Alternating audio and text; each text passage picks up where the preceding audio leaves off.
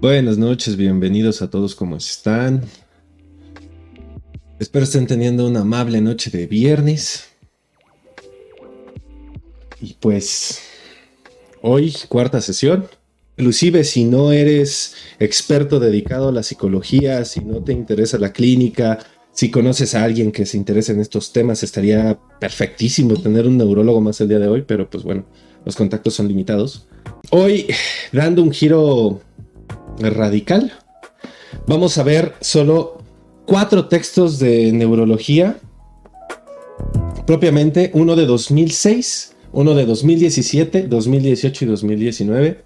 ¿Por qué? Porque el primero no fuera a hacer que dijeran, no, es que ya es muy viejo, ya está desactualizado. Y pues bueno, apegándonos a los métodos de las otras áreas, era importante traer textos un poco más recientes. Curiosamente encontré uno que es una respuesta a otro, también para traer las conflictivas que hay al interior de las neurociencias.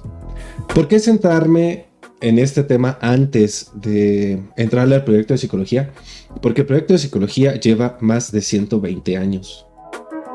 O sea, creo que también es válido actualizarnos, ¿no? Entonces, el objetivo de traer esto es justamente retomar el saber actual, el conocimiento actual, la discusión actual en neurología, para después aproximarnos a lo que está presentando Freud, rescatar elementos, purgar otros, ¿no? Decir, a ver, esto ya no es, o sea, esto sabemos que no es, en este nivel, en este otro nivel podría ser, en este nivel sí es, ¿no? Y entonces no solo hacer un repaso y una lectura, sino también un ejercicio crítico. Uno de los resultados de esta conversación, y que también lo mencioné el miércoles, es que el psicoanálisis sí requiere reescribirse. O sea, si estamos pensando que estamos en un tiempo diferente, sí es importante que nos detengamos a repensar los conceptos y rearticular aquellos que ya no van acordes a la práctica, ¿no? O a los tiempos. Obviamente con el rigor necesario de sostener la lógica en la cual aparecen, ¿no?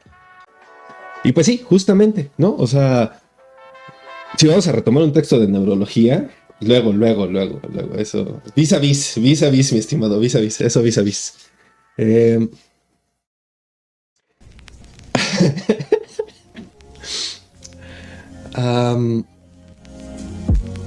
Si vamos a retomar estas cuestiones de neurología, pues tenemos que irle a preguntar a los neurólogos, ¿no? O sea, yo sostengo y espero sostenerlo siempre.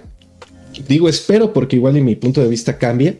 Que hay que respetar la chamba, ¿no? O sea, que los neurólogos respeten la chamba de los psicólogos respeten la chamba de los neurólogos, y en los trabajos interdisciplinares tener claros cuáles son nuestros límites, ¿no? Porque luego encontramos psiquiatras queriendo ser psicoterapeutas, psicólogos queriendo ser psiquiatras, y pues ese es un problema, ¿no? O sea, a mí me parece. Es como encontrar... hay varios videos de terraplanistas y agarran y dicen, no, pues yo no soy un experto, pero te voy a traer a otro que sabe más que yo. Y entonces llega ese otro y te vuelve a decir, pues yo no soy un experto, pero... O sea, güey, pues entonces tantita más madre y tantita más lectura, ¿no? Bien, entonces vamos a hablar hoy puramente de textos de neurología. No parto del supuesto de ser neurólogo ni de entenderlos completamente, y el objetivo no es entender el aparato fisioanatómico propiamente, sino apuntar a cómo está explicando hoy la neurología el proceso de inscripción de lo que Freud llamó huella anémica y lo que más actualmente entendemos por representación, ¿no? La representación es, al ser un elemento psíquico de una vivencia real, establecerían toda la base a partir de la cual se interrelacionan elementos al interior de la mente. Por lo tanto, es importante saber qué cosas en verdad ya no son posibles, y entonces habría que repensarlas para ver por qué ocurren, ¿no? Y entonces, pues sí, hacer una lectura crítica del psicoanálisis, ¿no? Porque me parece que el psicoanálisis también ya no tendría que ser nada más Freud-Lacan. Cada quien está en su libertad de hacer y guiar su estudio como se le pegue su gana. Pero tomar en cuenta eso y articular el psicoanálisis como un constructo más amplio permitiría hacerlo avanzar, ¿no? Si se logra, bien. Y si este no es el camino, pues nos daremos cuenta de que no lo es. Entonces, párrafo de introducción, porque siempre es bueno. Tradicionalmente, la descripción de las bases anatómicas del lenguaje ha estado ligada al análisis de patologías caracterizadas por trastornos del lenguaje de diversa naturaleza y cuyo origen se encontraba en la presencia de lesiones cerebrales de extensión y localización diversas. Recordemos que Freud tiene un texto titulado Las afasias y, como verán, el segundo texto pues habla de afasias. Aquí está. No nos vamos a meter en la descripción neurológica de las afasias, pero estaremos avanzando por ahí, ¿no? Ay, qué bueno, tenemos un buen rate de transmisión. El internet estuvo fallando hace rato, entonces espero que no nos haga otra mala jugada, que es detestable, ¿no? Entonces, este tipo de estudio permitió establecer una dicotomía fundamental en lo que atañe a la organización de los centros lingüísticos cerebrales, que provienen de los trabajos realizados por Wernicke, Lichheim a finales del siglo XIX, y que implicaría la existencia de una región anterior involucrada en la representación motora de las palabras y una región posterior donde se localizaría la representación auditiva de las mismas. Esta diferencia Freud también la trabaja. De hecho, no la vamos a encontrar solo en el texto de las afasias, no solo en Proyecto de Psicología para Neurólogos, sino que también aparece en uno de los apéndices del texto sobre lo inconsciente, en los textos de metapsicología, si no me recuerdo. Entonces,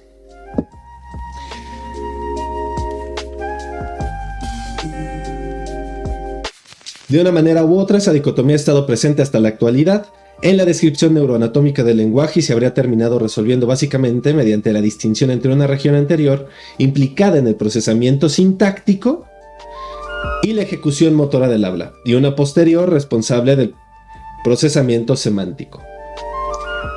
Una tercera zona, la circunvolución angular, completaría este cuadro general y sería la encargada del procesamiento fonológico y de la decodificación de grafemas en fonemas durante el proceso de lectura. Entonces, primero está cómo se entiende, luego está cómo se procesa y después está cómo se pronuncia. Propiamente estos tres elementos para empezar a entrar. Ahora, este es el modelo tradicional, que justamente se le va a llamar el modelo modular.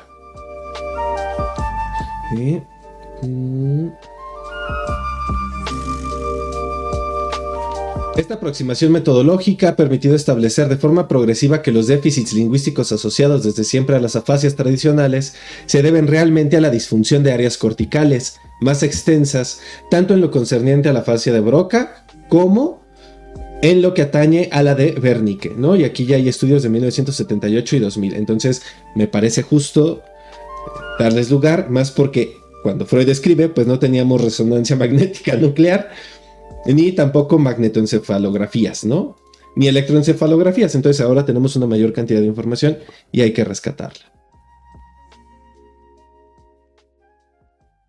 La conclusión fundamental obtenida a partir de los estudios realizados mediante este tipo de técnicas es sustancialmente la misma, a saber que los centros encargados del procesamiento lingüístico no son homogéneos, sino que se organizarían como una red difusa de subcentros, cada uno de los cuales sería responsable del procesamiento de componentes específicos. Y aquí hay que tener cuidado porque corremos el riesgo de agarrar y decir, mira, los encuentros de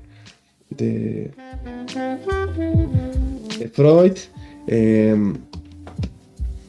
los elementos que Freud decía que conforme estaba dividido, entonces ahí están, no son los mismos, son otros, pero sí nos permite entender, por ejemplo, lo que discutía cuando hice estos videos sobre la inteligencia artificial y la interpretación de los sueños, de cómo ya se está hablando de redes, ¿no? De nodos que se conectan, y era una de las principales críticas que se hace desde el psicoanálisis o algunos psicoanalistas a los estudios neurológicos que dicen el psicoanálisis ya está superado. Y es como de, a ver, o sea, tendrías que ver nodo por nodo, neurona por neurona para saber en qué lugar está esa palabra. Y como eso no se puede hacer, no podemos decir que son la misma cosa, ¿no? Llegaremos allá. Los textos nos van a llevar cosa que va a ser bellísima, en verdad.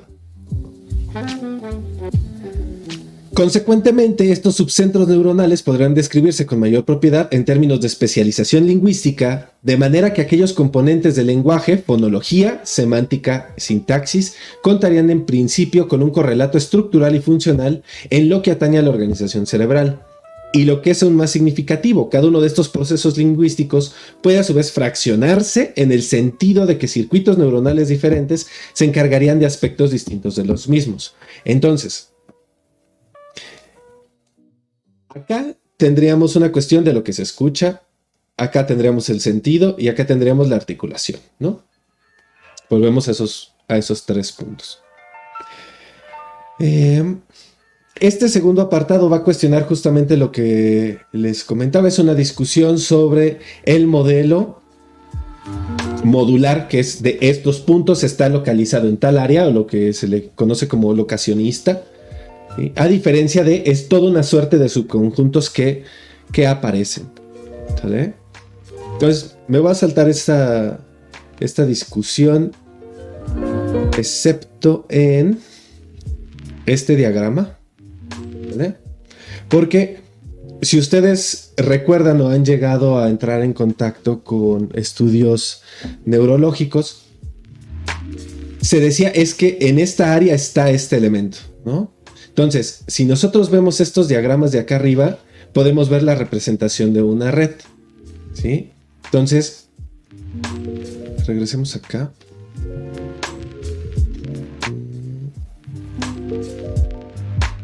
Aceptar la validez de un modelo estrictamente modular de la cognición en la descripción del lenguaje implicaría que en determinadas circunstancias podría producirse la disfunción del componente lingüístico y la conservación funcional del resto de los módulos cognitivos, como sucedería por definición en los trastornos específicos del lenguaje. O a la inversa en los trastornos que se manifiestan en una disminución de habilidades no lingüísticas que deja inalterado el lenguaje. Algunos autores extenderían esta modularidad incluso a sus diferentes componentes, de forma que se habrían descrito síndromes que comprometerían, por ejemplo, el acervo léxico del individuo, pero no su capacidad sintáctica.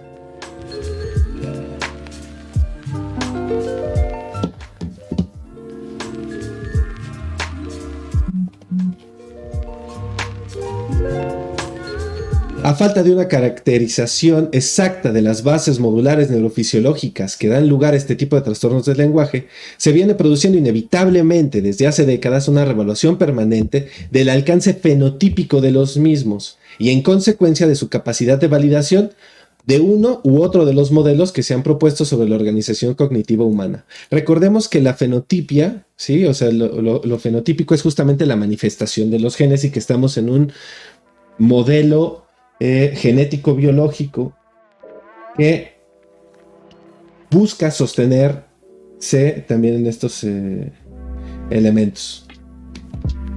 ¿Vale? Entonces,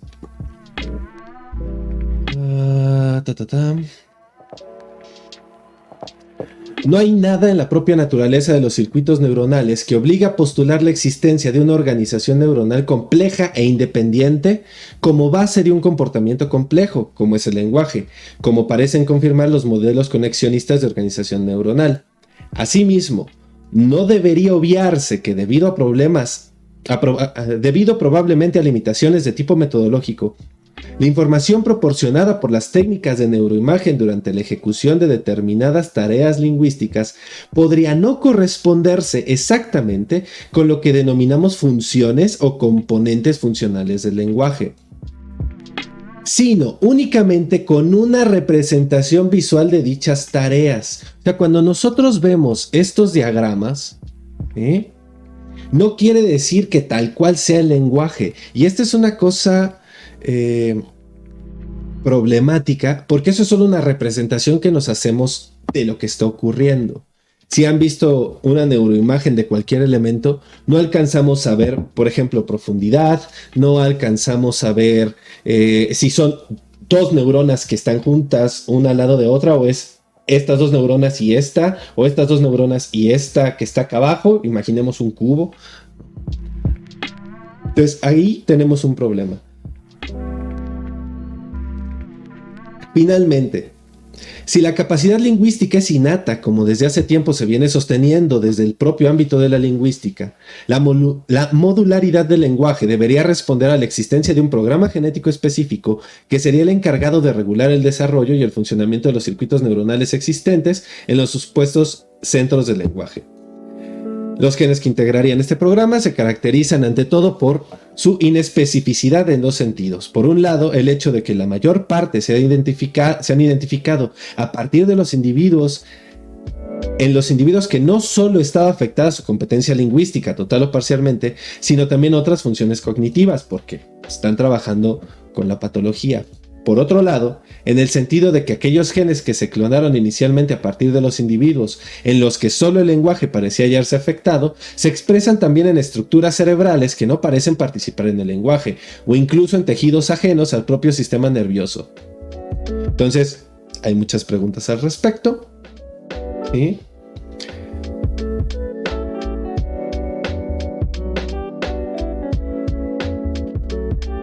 Desde el punto de vista biológico, sigue estando por aclarar la cuestión de si nacemos con un conjunto de módulos que se organizan a lo largo de la ontogenia en virtud de un programa de autoensamblaje y que nos proporciona un conocimiento básico sobre nuestro entorno físico y social, o que es justamente la cuestión de el lenguaje se va a desarrollar y va a estar claro siempre y ahí se va a presentar, ¿sí? O por el contrario, los cambios en nuestras habilidades cognitivas son consecuencia de la respuesta de un único mecanismo de aprendizaje frente a la multiplicidad de estímulos externos. Esto es de 2003, este es un texto de 2006, entonces la discusión sigue ahí. Tampoco está claro hasta qué punto la progresiva especialización funcional resulta de un programa de desarrollo codificado genéticamente, aunque modulado hasta cierto grado en las últimas etapas por la experiencia, o si por el contrario es consecuencia fundamentalmente del efecto a largo plazo de estímulos externos prolongados tras el nacimiento. Y son estas cuestiones cruciales en lo concerniente a la maduración ontogenética del lenguaje. Entonces, ahí está la problemática. Es una problemática que lleva 100 años, o sea, no es tan sencillo determinarlo.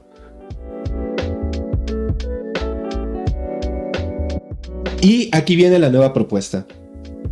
Los nuevos modelos desarrollados desde el ámbito de la neurociencia para tratar de explicar la emergencia del lenguaje y en general cualquier habilidad cognitiva sostienen que dicho proceso no tiene lugar seguramente por la activación directa de determinados circuitos ya presentes que maduran en respuesta a estímulos o señales lingüísticas. Antes bien, durante esta transición lingüística y también en cualquier transición conductual responsable de la emergencia de cualquier nueva habilidad cognitiva, acontece con toda probabilidad un cambio en la actividad de determinadas regiones que ya eran activas previamente, de manera que el proceso debería describirse con mayor propiedad como una especialización interactiva. Este concepto a mí me llama mucho la atención, justamente porque en primer lugar, al ser interactiva, está hablando de la relación entre nodos y zonas.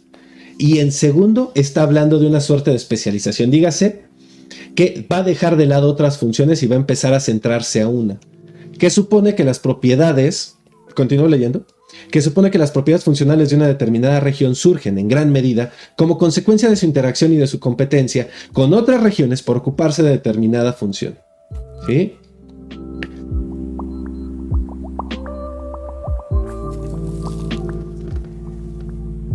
Las interacciones interregionales ayudan a configurar el patrón de conectividad intrarregional. Esto es justamente el otro elemento por el cual este cobra importancia. ¿Sí? Porque estamos hablando de cómo se van conectando los elementos a lo largo de la ontogénesis, o sea, de cómo nace, y también nos veríamos obligados a insertar elementos de epigenética por la cuestión del ambiente. ¿No? Recordemos que es un problema, qué tanto afecta el ambiente, qué tanto eso ya se va a desarrollar, pues porque así está, ¿no? Así, por ejemplo, retomando casos de procesamiento semántico, el reconocimiento de elementos léxicos parece involucrar en las primeras etapas del desarrollo ontogenético áreas corticales muy extensas. A medida que el lexicón se incrementa, el área cortical implicada se va reduciendo, quedando restringida al córtex lóbulo-temporal del hemisferio izquierdo. Este patrón de emergencia lingüística parece estar en consonancia con la sobreabundancia inicial de interconexiones sinápticas y su posterior reducción en respuesta a los estímulos discriminados que proporciona la experiencia. Y aquí estaría el marcaje de la huella anémica, ¿sí? Como una respuesta a los estímulos de la experiencia, que se produce típicamente durante la ontogenia. Queda por determinar el alcance en el caso del lenguaje. El alcance que en el caso del lenguaje tiene el aprendizaje en la adscripción de determinadas tareas lingüísticas en áreas cerebrales concretas, ¿sí? Por otro lado, resultaría poco plausible la existencia de una capacidad lingüística sustentada exclusiva e invariantemente por circuitos prefijados desde el nacimiento, como consecuencia de una misma alteración molecular. El fenotipo varía de un individuo a otro y especialmente en las distintas etapas del desarrollo. Es algo que un modelo estrictamente modular de la mente difícilmente puede explicar, ¿sí?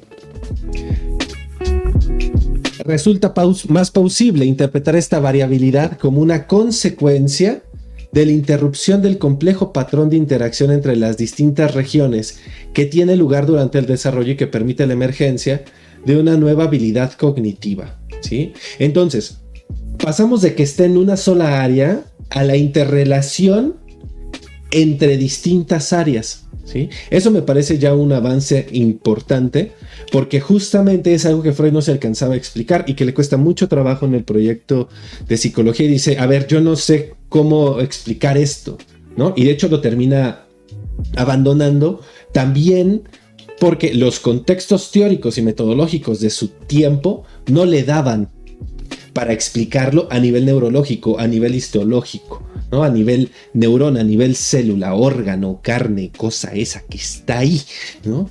Entonces, sí, es que le bajé un poquito la música porque lo vi muy junto, ¿no?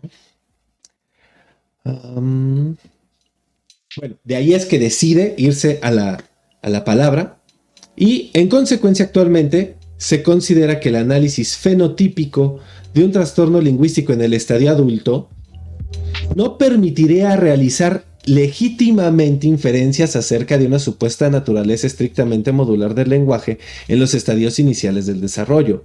Antes bien, si realmente pueden observarse tales módulos en el estadio adulto, deberían caracterizarse en parte como un producto de dicho desarrollo.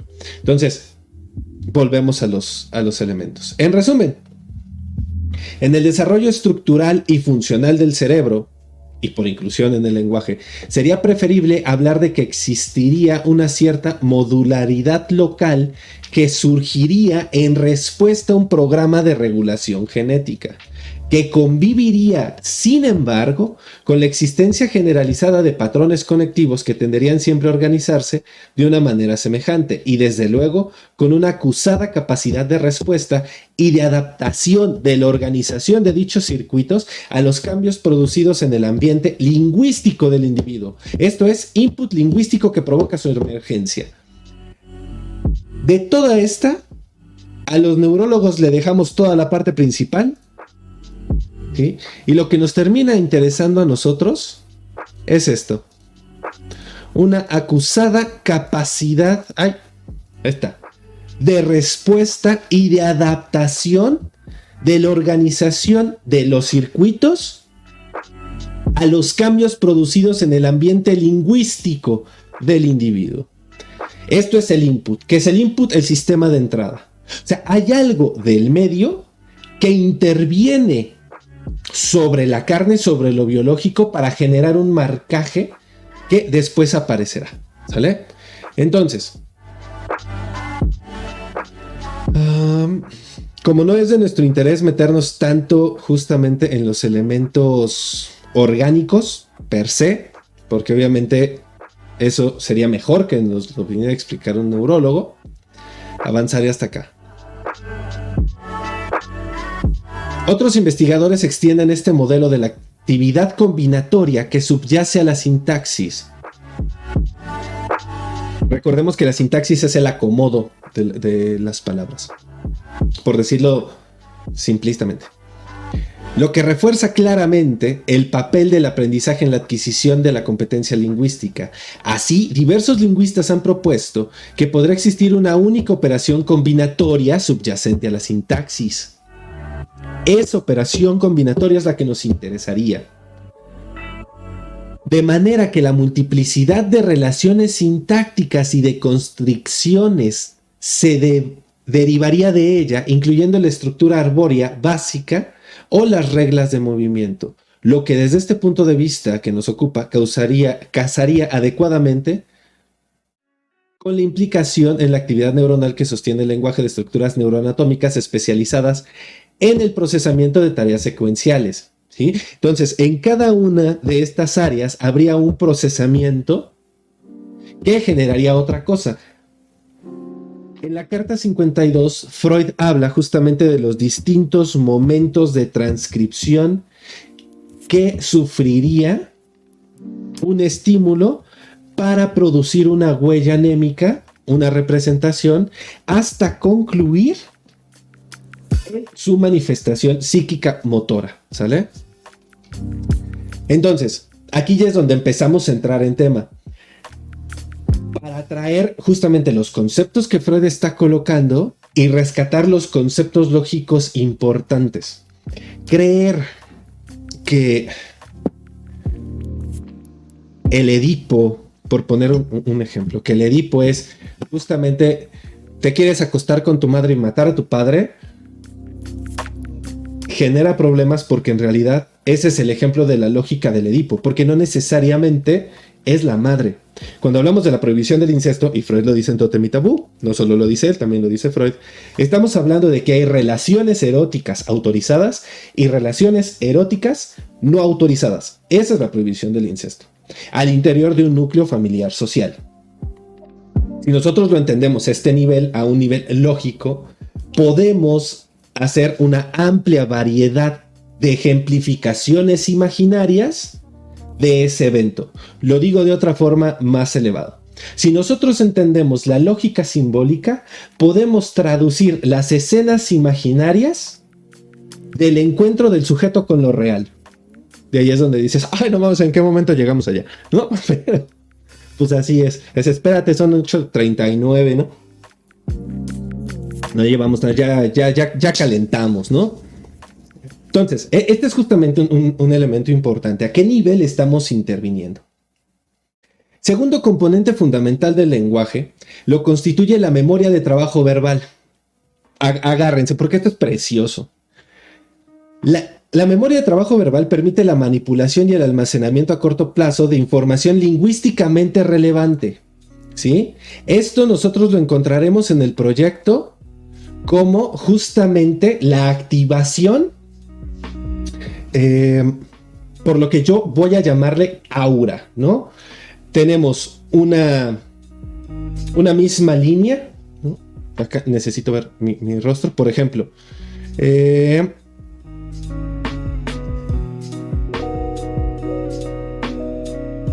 Aquí, entonces acá. Esta línea que ustedes ven acá. Pueden ver el negro, este negro que está subiendo por acá, ¿sí? Y entonces se empieza a ver gris al lado. Ese gris sería lo que estaría activado porque está asociado, ¿sí? Porque al momento de activar una representación, no solo se activa esa representación, sino todo el campo semántico que fue inscrito en simultaneidad cuando apareció por primera vez el estímulo. ¿Sí? Sé que es complicado y necesitamos dibujitos, pero voy a dejar los dibujitos para cuando lleguemos al proyecto. Si ustedes me dicen pon dibujitos, entonces saco el paint y pues ni modo, vamos a hacer dibujitos, ¿no? O podría sacar el pizarrón y tal vez eso sería más práctico. Pero bueno, lo dejo a los requerimientos de la audiencia. Si ustedes dicen dibújalo, lo dibujamos. Como entiendo que también hay delay, me voy a esperar a que ustedes lo digan. Y entonces retomaría ese elemento. La memoria de trabajo opera manteniendo presentes los elementos del lexicón, campo semántico, para entenderlo ahorita en estos ejemplos que estoy dando, que intervienen en la oración gracias a sus propiedades fonéticas, cómo se escuchan. Esto es, actuando como una suerte de discurso silencioso, discurso silencioso que involucra a circuitos que participan en la articulación explícita. Dense cuenta de los niveles. Una cosa es la articulación explícita, lo que yo estoy diciendo, ¿sí? Y otra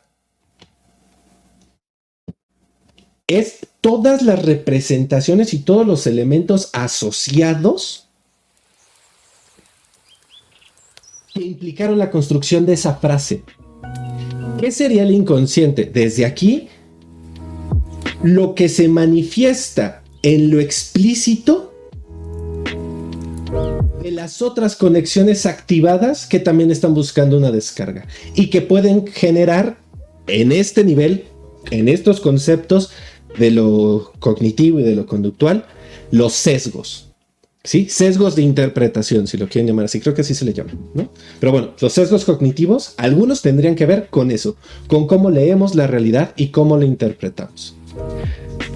En verdad, cuando yo me emocioné, o sea, una articulación silenciosa de un discurso silencioso, yo me enamoré y entonces obviamente pensé en este bonito, mira cómo Freud va para allá. Ah, qué precioso. Pero créditos al creador de la imagen, todos los créditos al creador de la imagen, no es mía, yo no la hice, no es mía, la encontré por ahí en internet, entonces, pues bueno, espero que nuestro estimado creador pues no se ponga crazy, ¿vale? Lieberman, de manera que podría afirmarse que la articulación silenciosa refrescaría las representaciones fonológicas basadas en las propiedades acústicas de dichos términos. Oh, no sé ustedes, yo creo que Lacan está destapando una champaña aquí, porque, claro, yo escucho una costra por ostra, como diría Fernando Escarate, porque son similares fonéticamente, suenan similar, ¿sí? Y ahí ya hay conexiones. Esto también nos plantea otro problema. Si todo lapsus necesariamente es un lapsus por algo de lo reprimido.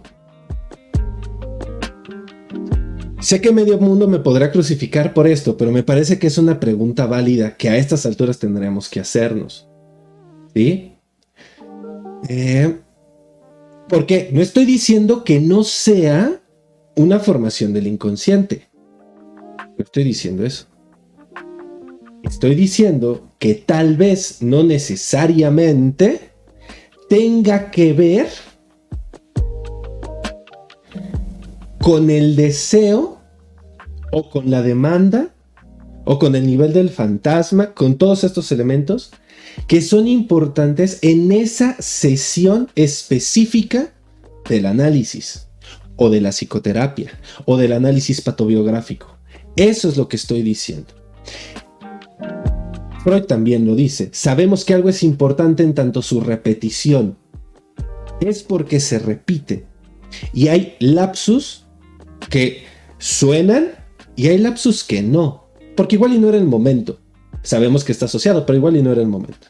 Entonces, la pregunta es importante a nivel de lo clínico.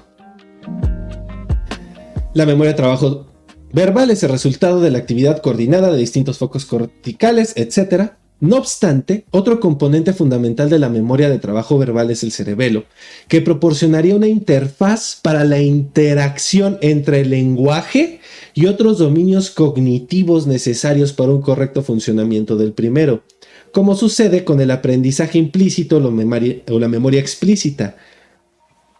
De ahí la importancia de esta estructura en las tareas de generación verbal. Lo verbal se genera y esto es algo que tendríamos que subrayar. Si lo verbal se genera, entonces debemos de estar lo suficientemente advertidos como para entender que algo lo produjo. Y que a lo que nos interesa en la clínica psicológica, a diferencia de la clínica neurológica, no es la neurona o el daño cerebral, que no podemos descartarlo de buenas a primeras y decir, ah, no, todo es psicológico. O sea, sabemos que no.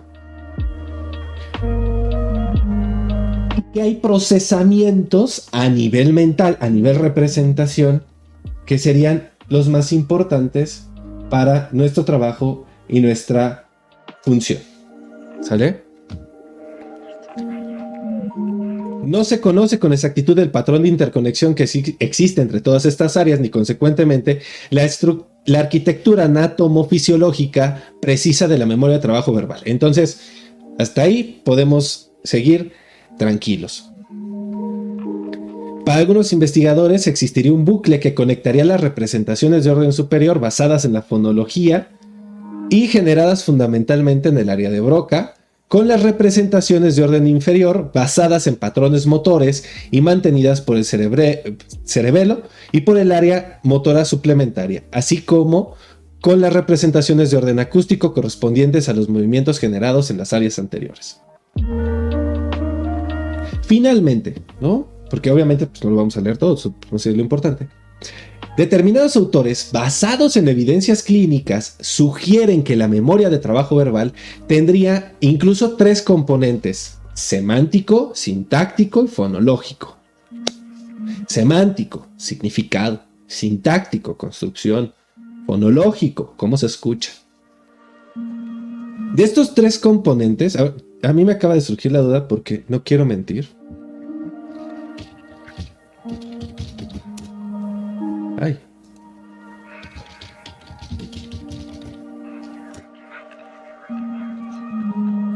Así es. Sintaxis, disciplina lingüística que estudia el orden y la relación de las palabras, sintagmas de la oración, así como las funciones que cumplen. Ahí está. Más, cuando uno duda, es mejor preguntar.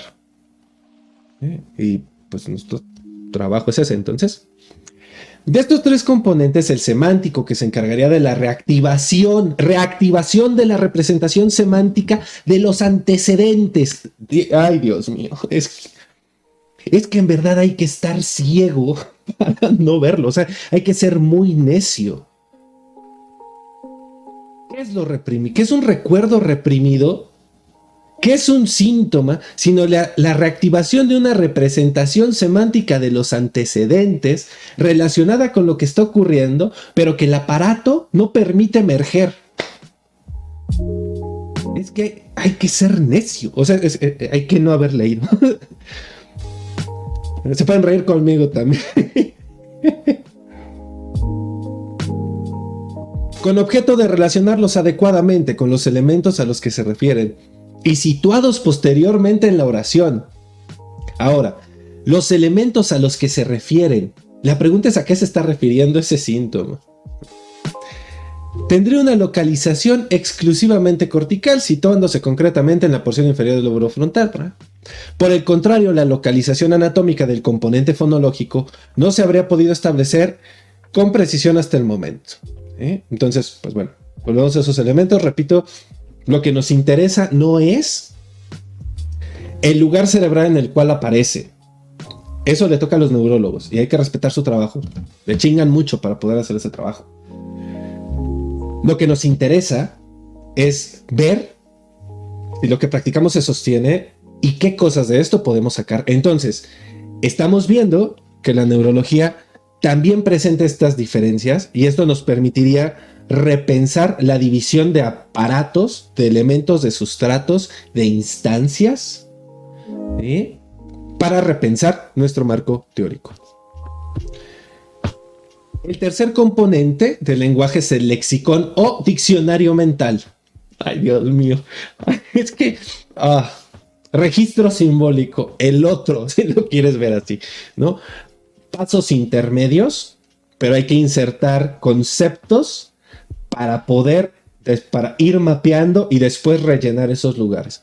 Estamos construyendo una primera aproximación de entrada, que incluye el significado semántico, los requerimientos sintácticos, el orden de las palabras y su función, que se combinan para construir una oración. Bueno, ahí dice constituir, el lapsus es mío, ¿sí? Yo estoy pensando en construcción. Aquí dice constituir, de construir. Es que hay que anotarlo, ¿no? De construir junto y separado a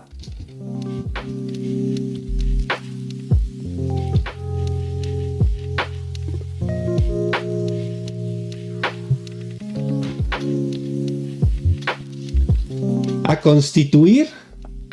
Tenemos una diferencia de 2 letras, ¿sí?, que están ahí y son fonológicamente similares. Por tanto, este lapsus declara que yo estoy pensando en la construcción de la oración.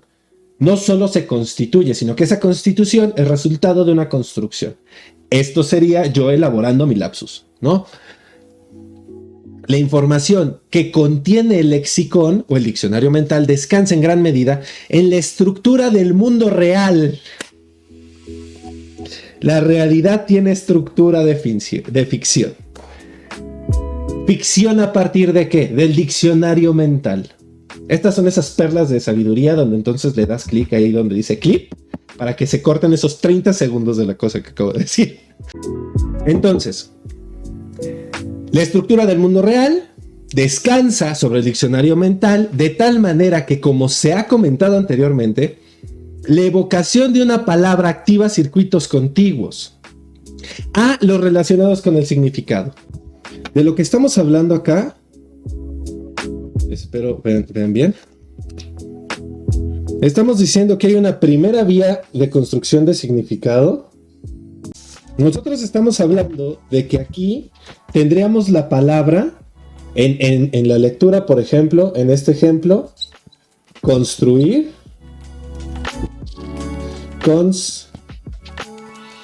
constituir, ¿sí? Espero que se vea, no se ve. Sí, porque está muy chiquito, ¿no? Entonces, tendríamos constituir y todos estos elementos activarían toda esta área circundante hacia arriba y hacia abajo, que estaría inscrita por asociación, y obviamente esto no lo vean nada más en 2 planos, sino habría que verlo al menos en 3 planos, ¿sí? O sea, tridimensionalmente. Y todas estas por acá en algún lugar estaría construir, que aparecería en vez de constituir, ¿sí? Esta es la misma explicación del lapsus que ocurrió hace unos cuantos minutos, ¿sale? Entonces, si la neurología nos está diciendo esto, la activación de estas representaciones, que son las asociadas y son las que generan el lapsus, y son las que hay, por las cuales hay que cuestionar, porque esto sería el contenido latente de lo que está manifestándose a este nivel. Esto es el inconsciente, ¿sí? Esto es por lo que habría que estar preguntando, porque esto está operando para generar manifestaciones aquí que no sabemos de dónde vienen. En nuestro caso, hablando de psicosomática, pues la enfermedad, el malestar, el síntoma, entre otros. No vamos a dejar eso ahí por si lo volvemos a ocupar.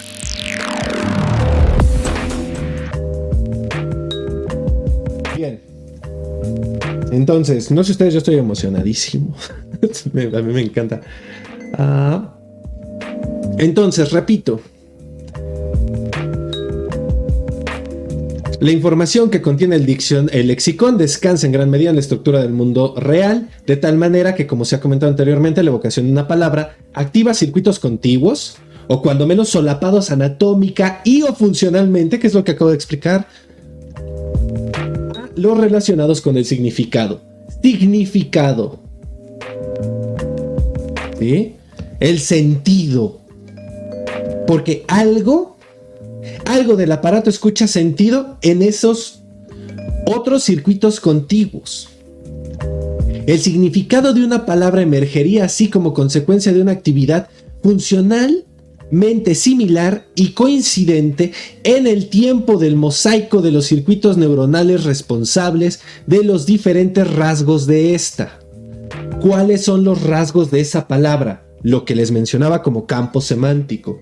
Volvemos al bendito pizarrón. Necesito más espacio, ¿no?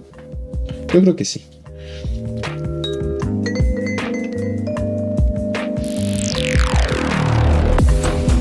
Acá está. Tenemos esta primera palabra. Les dije, por acá lo pensamos. Pensamos un elemento. Quieren, pénselo acá. Y esto está correlacionado con otros elementos, ¿sí? Que a su vez van a generar otra imagen, ¿sí? Y nos van a permitir dibujar y trazar todo el contenido de sentido y significado. Esto, obviamente, dependiendo de cómo tú lo recorras, te podrá decir una u otra cosa. Guarda sentido con la definición sazuriana, donde una cadena de significados daría un significante. Esa es sazuriana, ¿sí? Daría un significado. Y la lacaniana, que sería una cadena de significantes, produciría un significado, ¿vale? O un sentido, si lo quieren leer desde esa forma.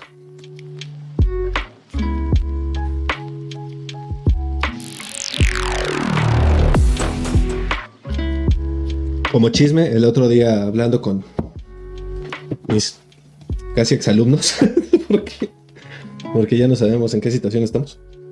Me decían, ¿por qué cambió su modo de clase? Pues porque no me pinches motiva la pendeja institución de mierda. Pero bueno, ese es otro tema. Había que decirlo, ¿no? Pinches patrones. Entonces, en todos los sentidos, malditos significantes amo. Los diferentes rasgos de esta, con la peculiaridad de que este complejo inconsciente de representaciones, complejo de representaciones inconscientes, complejo de representaciones asociadas, complejo entramado de redes neuronales, podría accederse a partir de diversas clases de estímulo, visuales, auditivos, etc. Aquí es donde está el secreto. Cuando llegue alguien y te diga, el psicoanálisis está superado, le dices huevos. Cuando tú me puedas explicar por qué a alguien se le ocurrió algo, tu respuesta va a ser un estímulo. Por un estímulo, clarísimo, tienes toda la razón. ¿Y cómo fue el proceso para que de ese estímulo se llegara a este pensamiento? No, pues no lo sé. ¿Por qué no lo sabes? Porque la neurología no lo explica. Ah, pero el psicoanálisis sí, novato. Y ya, te das media vuelta y le dices póngase a leer, vuelve a leer a Freud y después se pone a hablar si está superado o no. Este video se lo voy a enviar como copia, así como fácil, así como mira papá, desde tus propios textos, güey, ¿no? Si vas a criticar algo, léelo primero. Si vas a criticar la Biblia, léela. Si vas a criticar la ideología de género, lee la ideología de género. Si vas a cuestionar el psicoanálisis, lee psicoanálisis. Si vas a cuestionar la filosofía, lee la filosofía. Pero léela, ¿no? Discute, dialoga, construye, dialectiza, por Dios. O sea, se vale. En último término, continúo, el lexicón funcionaría conectando el conocimiento del mundo real, la representación del mundo real, tal como se recoge en los conceptos codificados por las palabras. La Biblia tiene mucho sexo, sí, del aburrido, ¿no?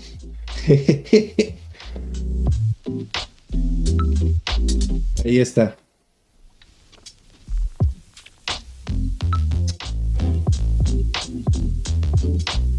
Ah, claro, tuve que autorizar el mensaje porque los mods se ponen, pero por contexto sí, en efecto, la Biblia tiene de todo, ¿no?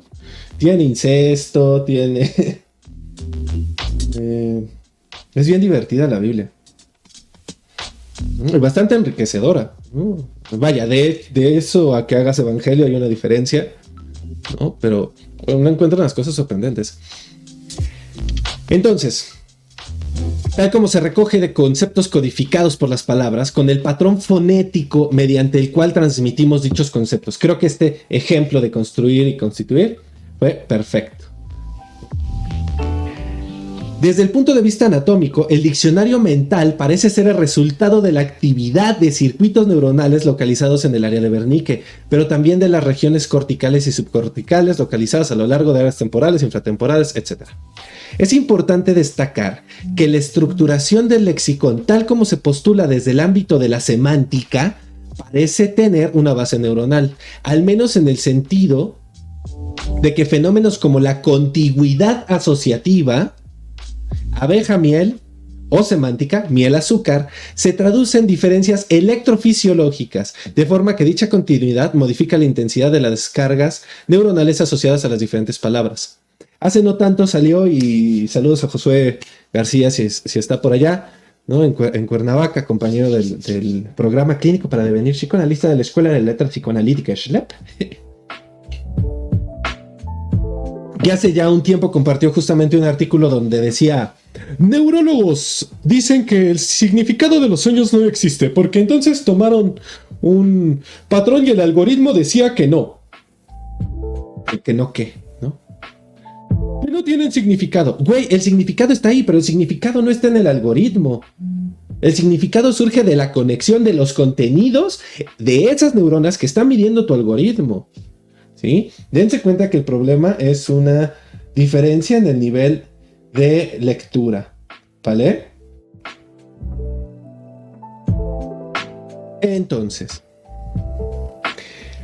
hay que tener en cuenta que la comprensión del significado de una oración no resulta únicamente de la integración de la información semántica y sintáctica contenida en las palabras del lexicón, sino de información de tipo pragmático. Esto es lo complicadísimo de migrar lo que se sostiene en el psicoanálisis o en las psicoterapias a la neurología nada más, a la biología nada más.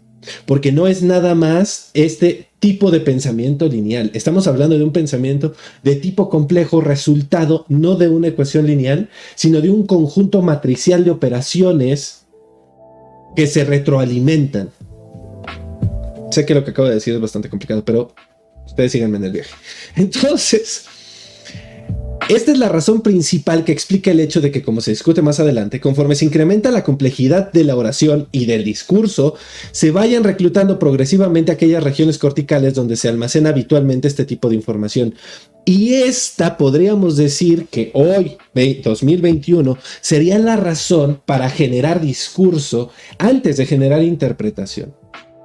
Esto también explica por qué es un error agarrar y decir: ¡oh, soñó con un mástil! De seguro es un pene. No. Soñó con esto, de seguro es una vagina. No. No. Porque tú estás interpretando desde tu lexicón, desde tu diccionario mental, y no tendrías que interpretar o leer el síntoma del otro desde tu propio diccionario, sino desde el diccionario de aquel. Ahí es donde hay que detenerse y escuchar para comprender, no escuchar para responder. Y esto lo pueden ubicar en infinidad de discusiones. Aquí tenemos este otro diagrama y quiero ver hasta dónde. Ahí está. Grafema. Ah, perfecto. Mira. Entonces, tenemos la palabra oída, el dibujo, rasgos visuales, y la palabra escrita, rasgos visuales. ¿Vale? Esto supongo yo que sería la escritura. No me queda claro. Pero bueno. Rasgo fonético, fonema, sistema de descripción estructural, grafemas, entrada al lexicón ortográfico, entrada al lexicón fonológico. Dense cuenta que aquí ya hay dos. Aquí está la semántica. Salida del lexicón fonológico, salida del lexicón ortográfico. Y esto lo tenemos que hacer, ¿no?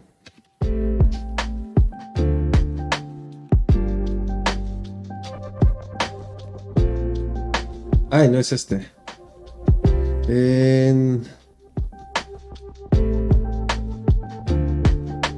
Según yo es el tomo 14.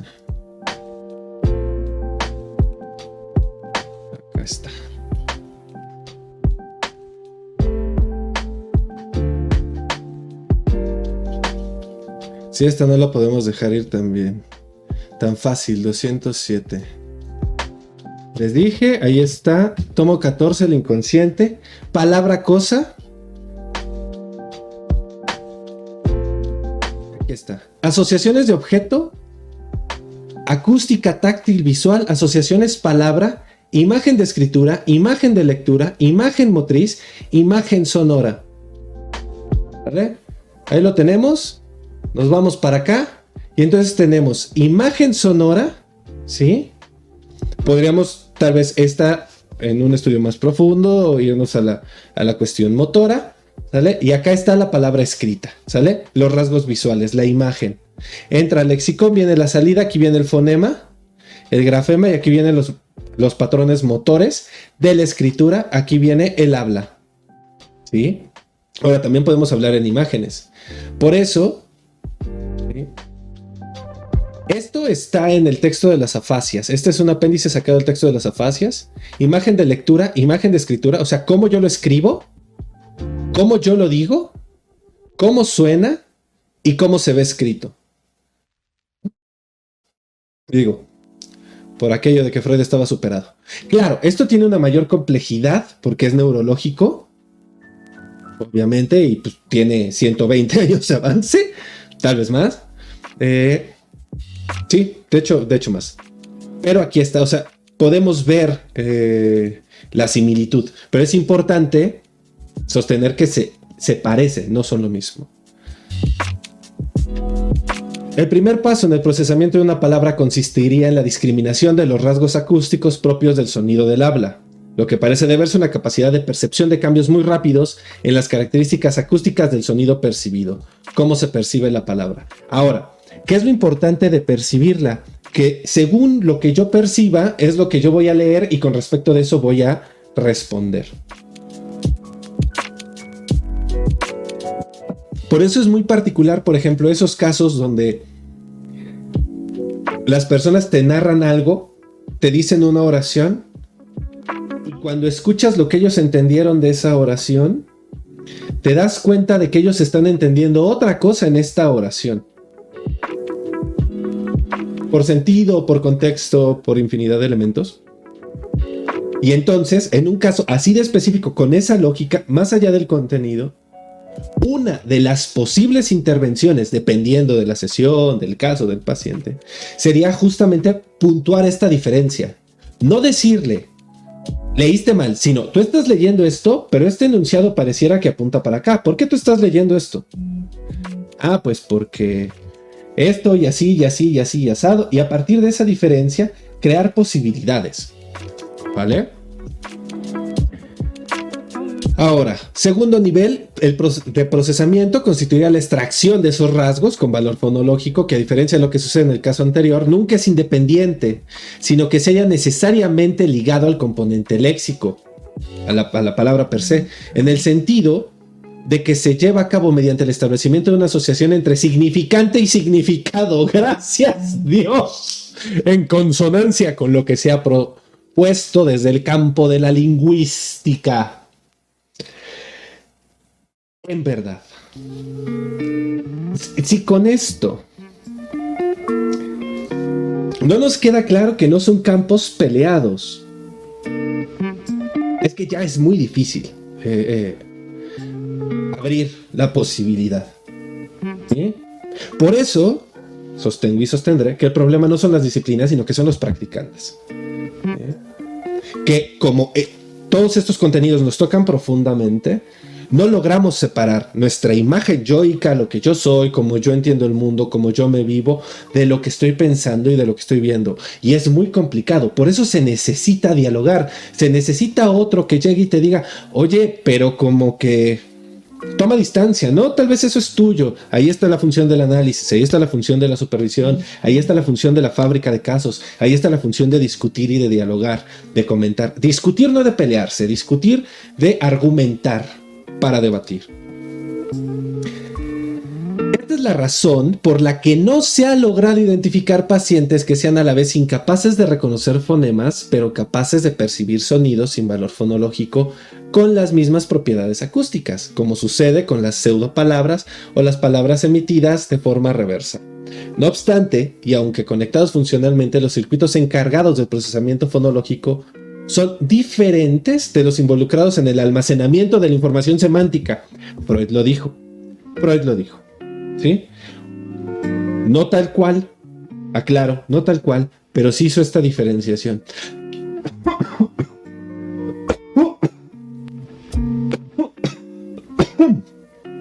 ¡Ay! ¡Canijo!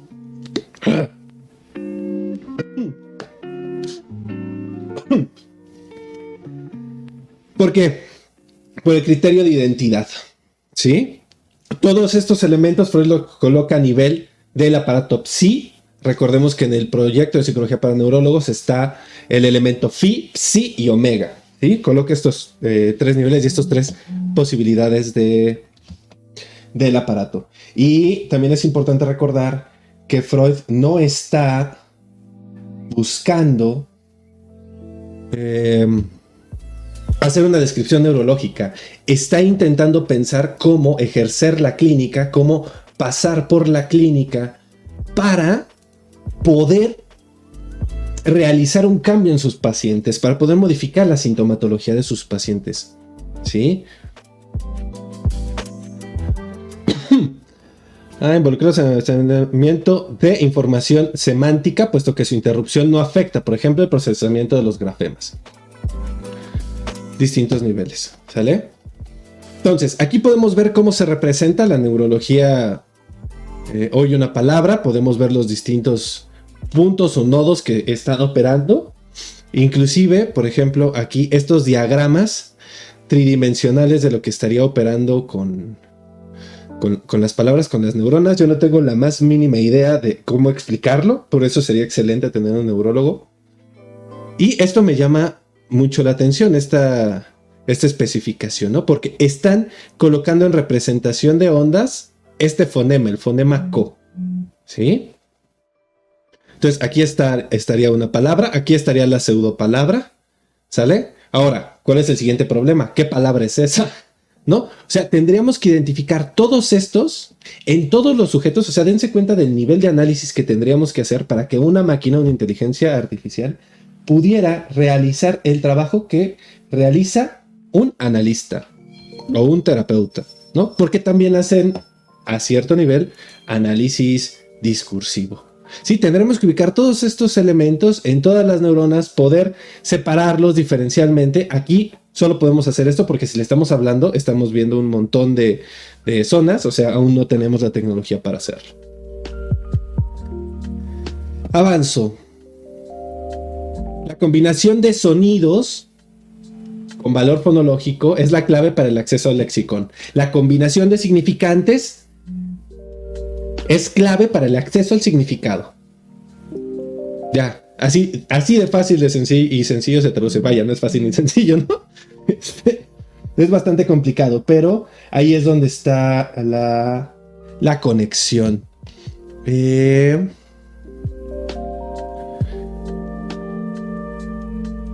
La relación de los circuitos que constituyen el sustrato neuronal del lexicón con otras áreas corticales encargadas del procesamiento de información no lingüística también se ha discutido previamente. Especialmente lo que atañe a la relevancia que esta asociación tiene para la organización del contenido semántico de determinados tipos de palabras. Información no lingüística, así como las implicaciones que este hecho plantea acerca de la posible existencia de un fundamento anatómico para la heterogeneidad categorial, que desde el punto de vista semántico existiría entre determinados elementos del lexicón. Así, las palabras que designan instrumentos, las palabras que designan colores, ¿sí? O sea, esto ya tiene que ver con la asociación entre la palabra, la percepción, la sensación, ¿sí? Cualquiera de estos elementos. Pero, por ejemplo, cuando a mí me dicen algo y estoy teniendo ya una sensación, digamos que yo estoy enojado, alguien me dice una palabra, ¿cómo la recepción de esta palabra se va a afectar por mi estado no lingüístico? Estas otras sensaciones va a afectar cómo estoy leyendo la palabra, ¿sale?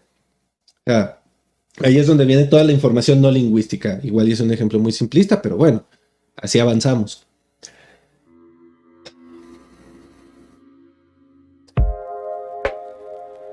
Por lo que concierne a la organización de dicha información dentro del lexicón, diversas evidencias referidas fundamentalmente a ciertas disociaciones que parecen observarse en determinados pacientes afásicos indicarían que la distinción gramatical que permite discriminar entre las diferentes clases de palabras según su papel en la oración no descansaría únicamente en criterios semánticos, como sucede como con la diferenciación entre sustantivos y verbos, sino que podrá tener una base neuronal. Y resulta especialmente interesante el hecho de que los circuitos neuronales responsables del proceso de computación necesario para una correcta derivación morfológica se hallen localizados precisamente en regiones cerebrales anteriores, córtex frontal, ganglios basales, implicados en la generación de tareas sintácticas y por tanto en zonas presumiblemente encargadas del almacenamiento de los listemas, ¿no? ¿Cómo se genera una palabra? Dicha generación implica una serie de tareas secuenciales, Carta 52, interpretación de los sueños, proyecto de psicología para neurólogos, Saussure, que se suceden en un orden opuesto al descrito anteriormente. Opuesto, de manera que los rasgos semánticos privativos del concepto que se desea transmitir se emplearán para la selección del significante apropiado, el cual será luego estructurado fonológicamente y emitido finalmente gracias a los movimientos articulatorios realizados por el aparato fonador. Lo tengo que explicar gráficamente, ¿verdad? Volvamos acá. Entonces, nos dirá nuestra cita, ustedes la pueden tener abajo. Opera en un orden opuesto. Si nosotros estamos diciendo, y esto Freud lo dice en la interpretación de los sueños, que el aparato sigue este sentido, ¿sí? Llega, algo se percibe, que funciona en sentido opuesto. Si esto es progresivo, habría un sentido que sería regresivo. ¿Cuál es la figura del grafo en Lacan?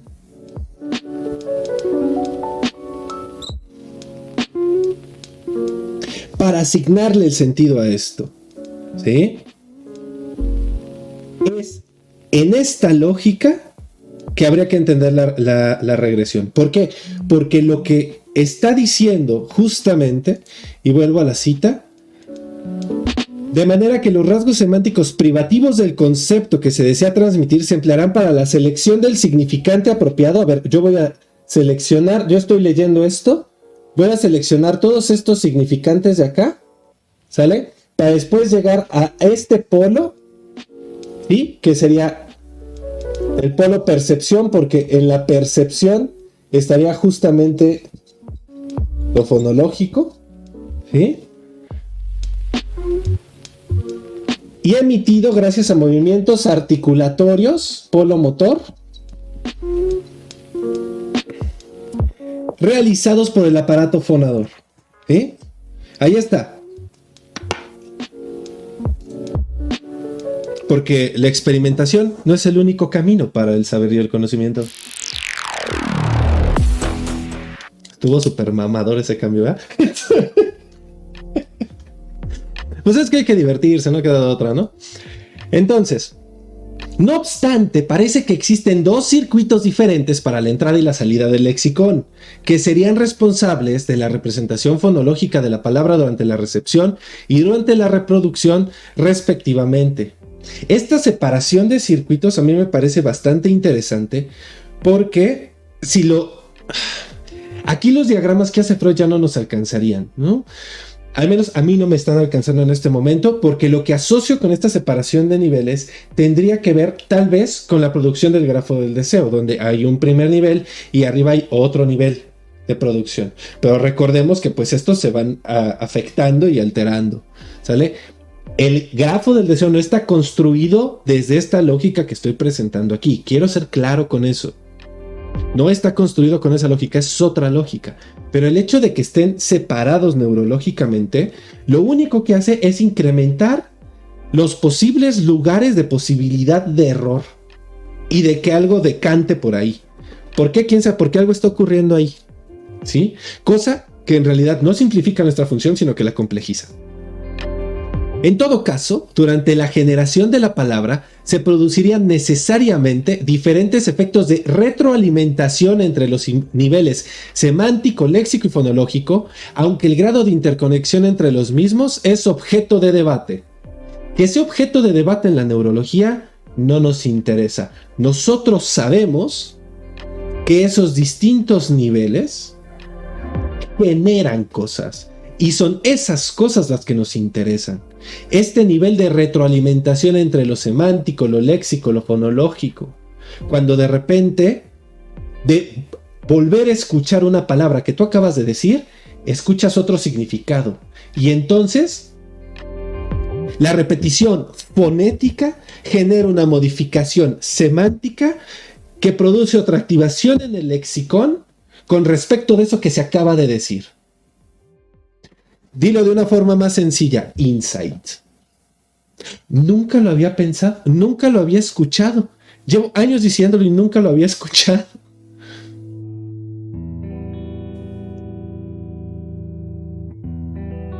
La existencia de esta interconexión explicaría el hecho de que la lesión de los circuitos que sostienen algunos de dichos niveles dé lugar habitualmente a errores característicos de la interrupción de los circuitos implicados en algunos de los otros dos. Otros autores defienden la independencia de los tres tipos de circuito, el carácter predominantemente semántico o fonológico de los errores producidos durante la generación de una palabra. ¿Sí? Aquí es donde está justamente una discusión que a nosotros no nos es pertinente, ¿sí? Porque lo que nos interesa es saber qué otras representaciones generaron ese cambio de vía. Cambio de vía entre lo fonológico y lo léxico y lo semántico. Hay que averiguar cuál es. En orden de lo general son los tres, porque no puedes modificar uno sin modificar otro.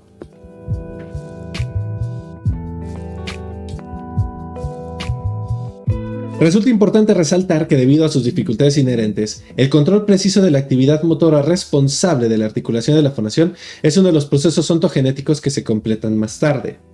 Con todo, el cerebro humano está especialmente adaptado para conseguir dicha regulación desde el momento en que el habla es el medio de transmisión fundamental de información lingüística en todos los seres humanos, ya que la significativa velocidad de transferencia de información conceptualmente compleja que comporta evidentes ventajas adaptativas.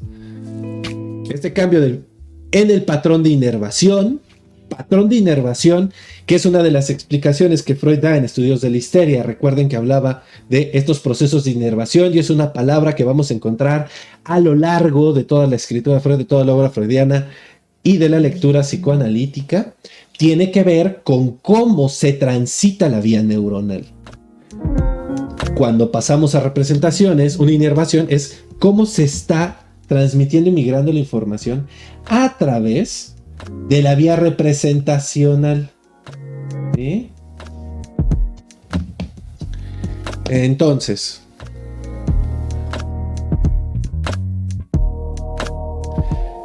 se ha traducido. Este cambio en el patrón de inervación se ha traducido en la práctica en una separación de las emisiones vocales de carácter lingüístico de aquellas otras involuntarias asociadas a las emociones. ¡Qué precioso! Que siguen dependiendo del sistema nervioso autónomo, como aún sucede por completo en los primates superiores. La evolución de los centros neuronales que controlan su actividad debería haber sido en consecuencia anterior a la del propio tracto vocal supralaríngeo. ¿Sí? Entonces, no podemos separar emoción de palabra.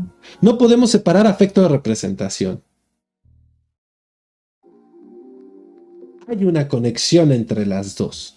¿Sí? El afecto entendido como esa carga que permite dar cuenta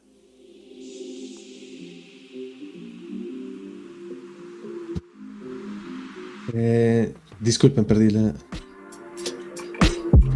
Afecto en tanto la carga que permite que la representación se active, ¿no? Muchos otros textos de por medio, llegaremos allá. Interpretación. Hasta la fecha no ha sido posible establecer una asociación concluyente entre los diferentes aspectos que entrañan la comprensión de una oración, como la asignación de papeles temáticos, la computación de cláusulas que operan a larga distancia o la asignación de la jerarquía sintáctica, y algunas de las áreas cuya actividad parece modificarse en respuesta a las demandas que plantea el procesamiento sintáctico. Aún le hace falta avanzar a la neurología en estas áreas. ¿Para qué? Para explicar la biología. ¿Sí? Se pone así de manifiesto que la interpretación del significado de una oración existe, bueno, ahí, una interacción recurrente entre el componente semántico de la memoria de trabajo verbal, las representaciones activadas, sensible al contexto y que mantiene presentes elementos ya procesados, históricos, del propio diccionario mental, lexicón, que funcionaría como una suerte de memoria a largo plazo y cuya estructuración semántica y por tanto no solo su contenido influiría en los procesos neuronales responsables de la interpretación de la oración. ¡Claro!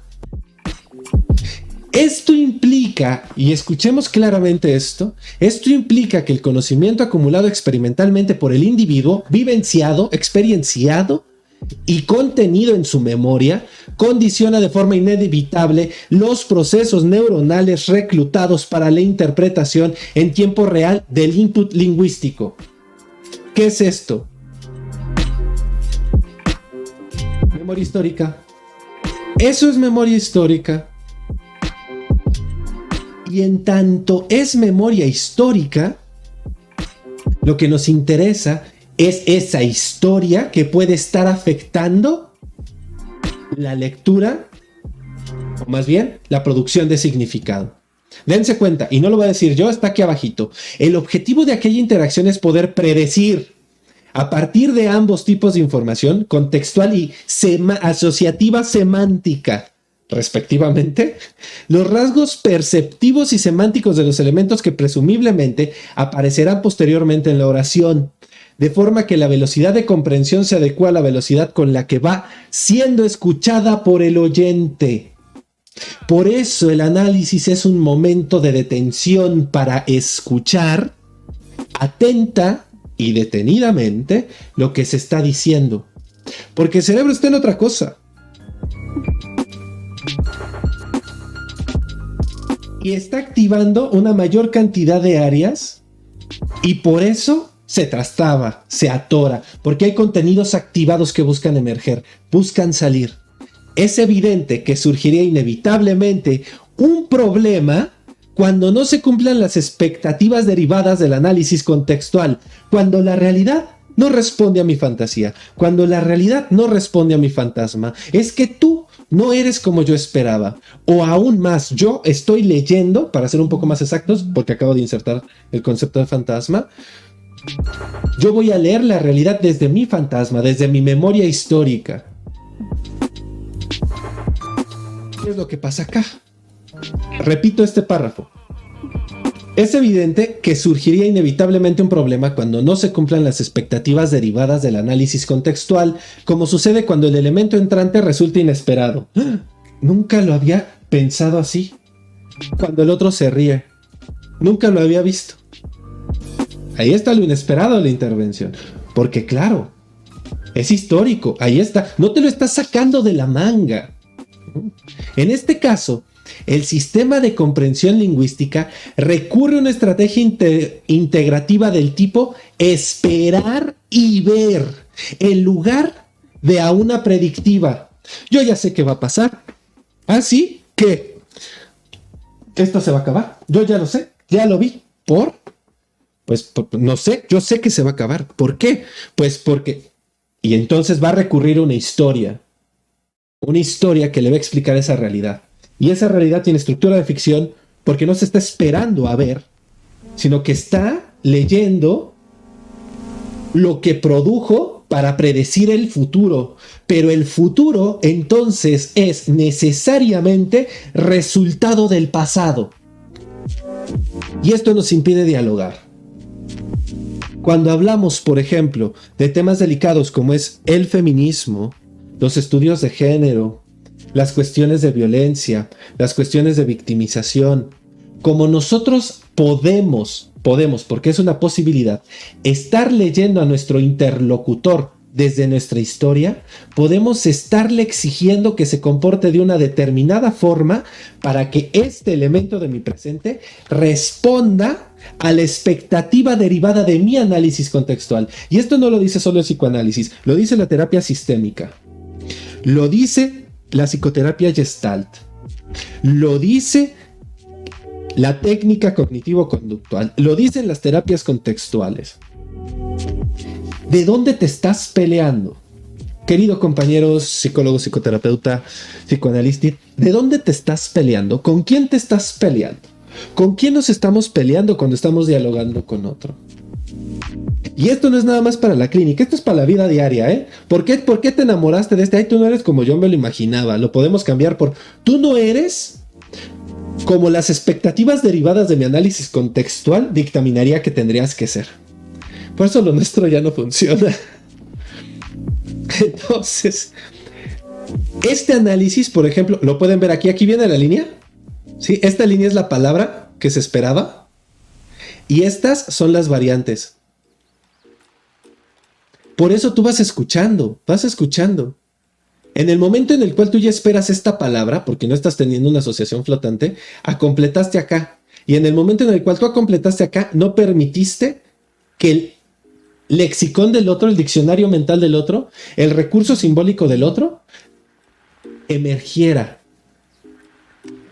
Si no me recuerdo, estos son microsegundos, milisegundos, no lo sé. Pero por ejemplo, aquí dan interacción de la estructuración del lexicón y la restricción contextual en la interpretación de la oración. Les dan estas oraciones.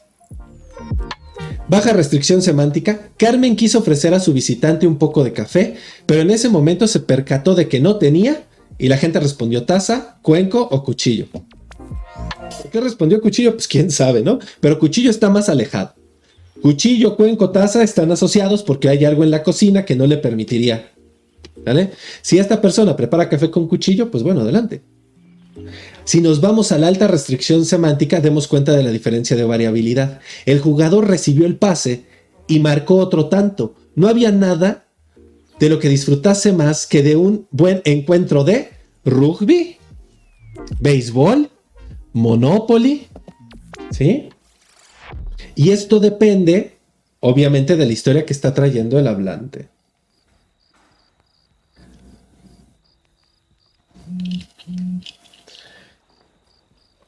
Avanzo. Estos resultados sugieren que la propia organización del lexicón, diccionario mental, no solo tiene un impacto inevitable en el procesamiento de la oración, es que eso insiste en repetirse, insiste en seguir, insiste en aparecer, insiste en decirse, como ya se ha discutido, sino que la fuerza de dicho impacto se correlaciona positivamente con el efecto del contexto, con el objeto de amplificar lo máximo posible la capacidad de predicción y preactivación del elemento esperado. ¿Cómo le llaman a esto? Se me fue. ¿Profecía autocumplida? Yo estoy esperando que pase eso. ¿Sí? ¿Sí? Pues porque así ha sido toda mi vida. Así ha sido su tragedia siempre. Sí, entonces está anclado su destino. Sí, y si eso lo convertimos en un drama, o cuando son personajes cómicos, pues ya primero lo pasas a la tragedia y luego lo pasas al drama. Porque aquí el sujeto no decide. Esto es el otro. El otro es esa escena, ese fantasma que te está diciendo cómo va a operar la cosa y tú eres capaz de predecirlo, porque siempre estás repitiendo los mismos lugares. El otro te dice que eso es así, que eso tiene que ser así. En otro momento le puedes llamar mira, es que el fantasma es el guión que está generando esta predicción. Sí. Una imagen que se repite congelada en el tiempo, todo el tiempo. Y lo estás esperando y se repite una y otra vez. Ahí está el síntoma, se vuelve a repetir. Está la predicción, ya sabes para dónde va. Los circuitos neuronales responsables de este tipo de procesamiento se localizan a lo largo de ambos hemisferios. Y sí, y aparte los personajes cómicos son bien... bien complicados, ¿no? O sea, clínicamente hablando. Ajá. Eh, porque, citando al señor Julio de la Fuente, abrazo, mi estimado, si alguna vez ves esto. Eh, el personaje cómico responde a las problemáticas a través de su error, ¿no? O sea, responde equivocándose. Y entonces eso es cansadísimo, ¿no? Porque todo el tiempo está haciendo y metiéndose el pie solito, ¿no? O sea, por eso es tan particular. Por ejemplo, uno de los problemas ahorita sí, asociando Fast Track, muchos de los programas de Disney, de Nickelodeon, estos como realities, son personajes cómicos en tanto son sujetos condenados a repetir ciertas cosas, no avanzan, no cambian, no se desarrollan, porque si no la comedia se acaba. Cuando empiezan a desarrollarse, a cambiar, entonces ya se acabó la serie, con permiso, bye. ¿No? Sheldon se consiguió novia, dejó de ser Sheldon y se acabó el programa, ¿no? By the Big Bang Theory.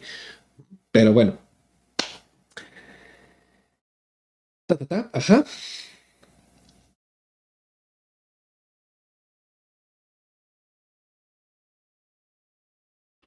Sí, ese es justamente el problema. Maldita sea, acabo de meterme el pie de la misma forma. Tropecé de nuevo y con la misma piedra.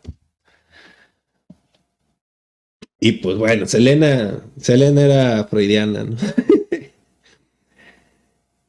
Si el hemisferio izquierdo parece ser el encargado específicamente de la organización de la memoria semántica con el objetivo de preactivar el significado de los elementos que presumiblemente aparecerán en la oración según la información contextual precedente, mientras que el derecho se haya integrado dentro de la memoria de trabajo verbal. Sí, exacto, también. ¿Te refieres a la tremenda corte, el grupo de ska, o a qué tremenda corte? O a la de sistema judicial. Este sistema, la piedra bonita, la piedra inteligente. No. Eso sí no te lo manejo. Me acabas de sacar de contexto así. Me rompiste el otro radicalmente. Estoy esperando y viendo. Ahí está. Este sistema es muy versátil y puede extenderse hasta alcanzar niveles contextuales superiores como el discursivo, ¿no? Hasta ese nivel tenemos que llegar. ¿Sí? Nosotros ya operamos en el discurso. Cuando hablamos de un ejercicio psicoterapéutico de lectura sintomática, estamos a nivel del discurso. ¿Sí? Ay, nunca lo he escuchado, ¿no? En Facebook me están saliendo los videos de Te lo dijo el Chombo. Muy buenos, muy buen personaje. Todo un personaje de reggaetón. Es bastante interesante. Está muy cagado el Chombo. Entonces, te lo dijo el Chombo. No, es la onda. El Chombo. Pero bueno, avancemos porque yo creo que vamos a terminar acá hoy. Este hecho tiene que ver en gran medida con el incremento de la demanda computacional de la memoria de trabajo verbal, cuyo sustrato anatómico se ha descrito anteriormente, que mantiene en suspenso parte de los elementos oracionales. Esto mantenido en suspenso es lo que se busca sacar a flote al solicitar asociaciones, que han sido procesados mientras se trabaja con el resto de los componentes de la oración, de manera que pueda lograrse una comprensión global de la misma. Lo que buscamos con asociaciones es todo ese material en suspenso que construyó la oración para poder construir estos otros significados que se están diciendo sin decirse. Ahí está.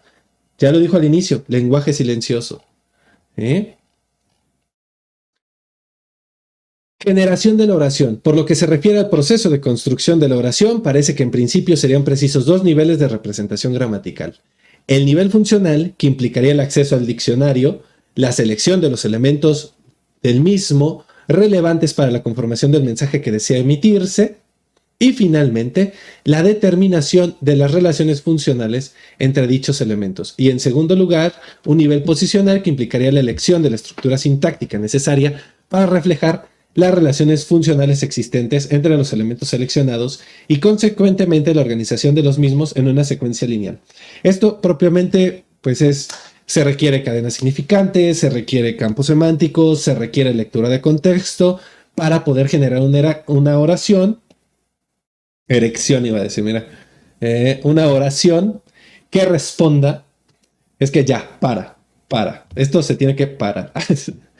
Una oración que responda a estos estímulos que estamos respondiendo, ¿no? Entonces, aquí están si vemos el diagrama, hay un mensaje, se procesa el mensaje, a nivel funcional viene el procesamiento, ensamblaje de constituyentes de inflexión, la codificación fonológica y la articulación. Si nosotros pensamos este diagrama, a ver si, ay, no es ese, cerrar. Ay, a mano alzada, ¿dónde está? Bueno, si nosotros pensamos este diagrama en este sentido, ¿sí? Hacia acá abajo, del mensaje para acá, hacia abajo, pensaríamos que a este nivel de procesamiento estaría la represión. Aquí es donde estaría el elemento censurador de las representaciones a emerger. Por eso tendría que regresar para modificarse de otra forma, procesarse diferente, llegar hasta acá y volver a llegar aquí. ¿Sí? O sea, diríamos que la regresión está acá. Llega este polo, regresa acá, vuelve a lanzarse a este extremo. Que sería el proceso secundario, procesaría los elementos y arrojaría la codificación de lo que se está diciendo, la imagen. ¿Sí? El sueño latente. El sueño latente. Ay, se me fue. El contenido manifiesto del sueño estaría acá y los pensamientos latentes estarían acá.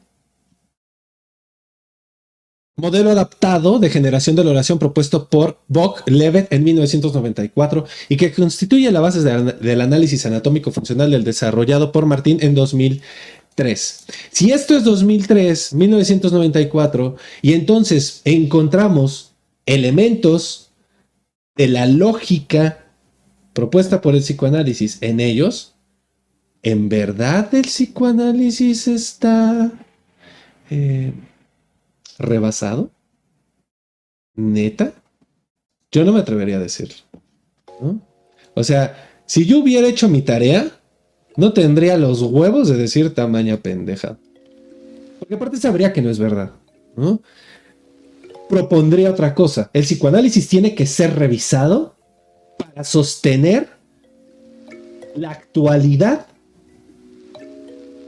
tanto en la teoría como en la práctica. De ahí que tenga que reescribirse, ¿no? Con cada paciente, en cada momento, pero no solo ahí, también a nivel de la teoría. O sea, ¿por qué están peleados con la teoría? ¿Por qué están peleados? Yo no estoy peleado, ¿no? A veces sí un poquito, creo que todos. Me voy a ir más rápido porque nos queda poco tiempo. La proporción de errores morfológicos y sintácticos en estos pacientes, los que estaban analizando, consecuentemente muy variable, sugiriendo la existencia de diversos grados de disociación en lo que atañe a la capacidad flexiva, el uso de elementos de relación y la capacidad de procesamiento sintáctico. Ahora, la función de la memoria de trabajo verbal durante la construcción de la oración parece ser semejante a la desempeñada durante el proceso de comprensión de la misma. De todas formas, son estos resultados preliminares que deberían ser corroborados y ampliados mediante futuros experimentos. Aquí llevamos algo de adelantado. Nosotros podríamos, o sea, si hubiera un verdadero encuentro, y aquí es donde dicen, es que el neuropsicoanálisis, yo no sé, yo no me atrevo a juzgarlo tan rápido. No creo que puedas hacer un análisis a partir de explicaciones neuronales, porque obviamente el objeto de trabajo, de práctica, teórico, de estudio del psicoanálisis, que no creo que sea el objeto A, y Lacan lo dice, el objeto del psicoanálisis no es el objeto A, el objeto de estudio no es el objeto A, es una discusión que tendríamos que estar teniendo a nivel teórico. A nivel clínico es otra cosa, ahorita no estamos hablando a nivel clínico, a nivel práctica. Aquí les llevamos adelantado. Si hubiera un verdadero encuentro, un diálogo, un trabajo interrelacional, no tal vez con respecto de la clínica, sino con respecto de la producción de saber y conocimiento. Podemos decir, a ver, mira, nosotros entendemos esto así y vemos que esto opera así, ¿cómo lo podríamos explicar desde allá? ¿no? Ah, pues mira, es que igual y esto va para acá y esto va para allá. Mira. Y entonces descubrir otras cosas por el puro placer de conocer y crear. Pero la verdad es que el psicoanálisis es ya bastante exigente con respecto de los casos y de la práctica. Y en muchos casos es pedir ya otra chamba, ¿no? Que aparte es cansada por a quién vas a encontrar para que participe, ¿no? Contactemos neurólogos, a mí me parece importante, ¿no? Información para pensar. Para pensar. O en algún momento, pues hablaré de neuropsicoanálisis si se da la ocasión. Información disponible acerca de la localización de las áreas corticales, involucradas en el procesamiento de la información adicional de tipo pragmático y discursivo, utilizada para la construcción de las oraciones, aunque se cree que podrían ser las mismas que las encargadas del análisis prosódico o el procesamiento de discurso durante su interpretación. ¿Sí? Entonces, no solo ellos, también nosotros estamos en pañales.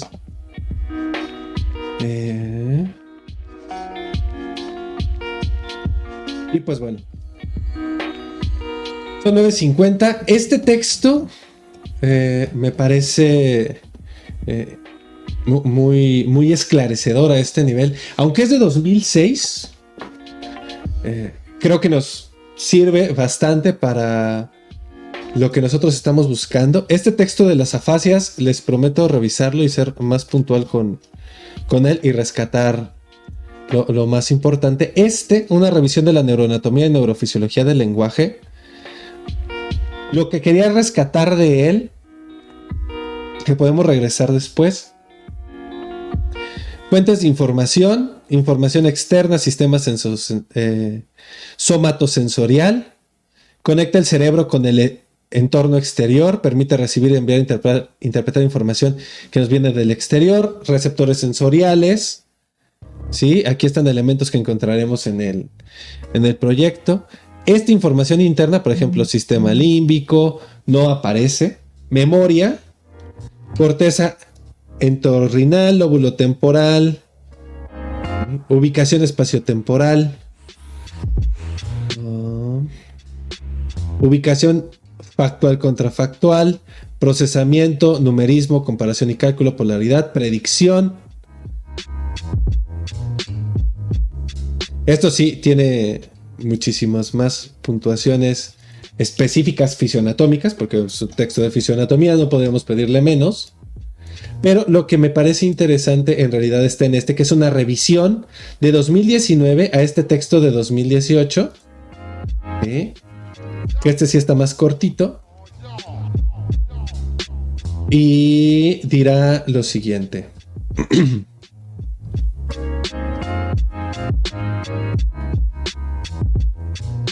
El autor concluye su revisión con lo siguiente. Urge el establecimiento de modelos neurocognitivos basados en el tipo de estructuras neuroanatómicas involucradas que nos acerquen a una mejor comprensión del lenguaje. Coincidimos con el autor en la necesidad de resaltar la situación actual como urgente. Sin embargo, creemos que es insuficiente pedirle a dichos modelos de la neurociencia cognitiva, que por otra parte está plagada de aquellos que el autor critica. Incluso, hay evidencia que sostiene que las neurociencias cognitivas carecen de sustrato filosófico suficiente como para atreverse a dar respuesta de los problemas fundamentales del ser humano. A ver, yo pienso tomar esta cita, enmarcarla, ponerla en Facebook y armar retos de estos estúpidos así de, a ver, la neurociencia, y esto está dicho, porque esto es importante, ver por quién está dicho. Está en la revista de neuropsiquiatría, Universidad Peruana, ¿vale? Habrá que ver de dónde sale, de hecho está en inglés, ¿no? Evidencia que sostiene que las neurociencias cognitivas carecen de sustrato filosófico suficiente para atreverse a dar respuesta a los problemas fundamentales del ser humano. Entonces dejen de estar me partiendo las pelotas, mamando el palo con que el psicoanálisis está súper... ¡Cállate, cabrón! Neta. Lo están diciendo tus colegas. Ay, no mames. Me emputa. O sea, Hola, soy psicólogo, ¿y qué haces? Leo el tarot. No mames, güey, neta, no mames, ¿no? Ya después nos cotorreamos esa banda. Consideramos que se precisa del aporte de todas las neurociencias, no solo de la cognitiva, a fin de replantear el tema del lenguaje en la neurología. Es más, esta necesidad no se restringe solo al lenguaje, sino que se amplía a otros dominios aún más oscuros para la neurología actual. Por ejemplo, la naturaleza de la conciencia o la explicación de las funciones psicológicas superiores. Justamente para promover la discusión en torno a esto, es que vamos a proseguir cerrando esta comunicación con un hecho histórico. Les prometo que con esto acabamos. Para el 2003... un equipo de trabajo liderado por Pedro Ortiz Cabanillas elaboró un texto que permanece inédito alrededor de unas 100 páginas explicando desde la perspectiva de la teoría sociobiológica informacional el desarrollo del habla. Este libro es un resumen sintético de las propuestas que hizo Ortiz en su libro Lenguaje y Habla Personal. A mí me parecería interesante revisarlo, lo acabo de conocer. Entonces, pues, ¿por qué no? ¿Por qué no? ¿Sí? Ortiz hace una neuropsicología del habla. Para él el lenguaje es una estructura material que se encuentra fuera de las personas y que está ahí codificando, encriptando algo que antes estuvo dentro de la cabeza. Para Ortiz, en el cerebro hay un sistema del habla, no hay lenguaje. Repetimos, el lenguaje se encuentra fuera de la persona, tiene una estructura históricamente determinada. Por eso mismo, el libro inédito que mencionamos arriba se titula El uso personal del lenguaje. Yo estoy teniendo un puto orgasmo. Así. Pues, es que no saben lo mucho que disfruto cuando, yendo a los textos, le callas el hocico a las personas que están diciendo una pavada. Una pavada.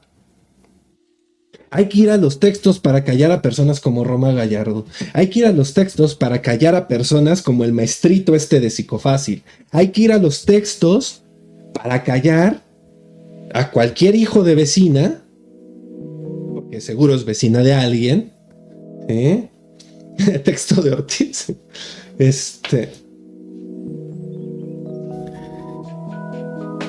Y decirle, a ver, güey, es que tú no entendiste. O sea, el que no entendió fuiste tú.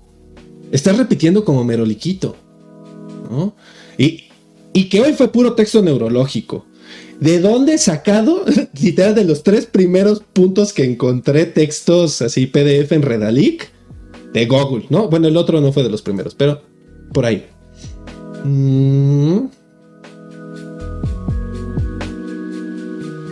A ver.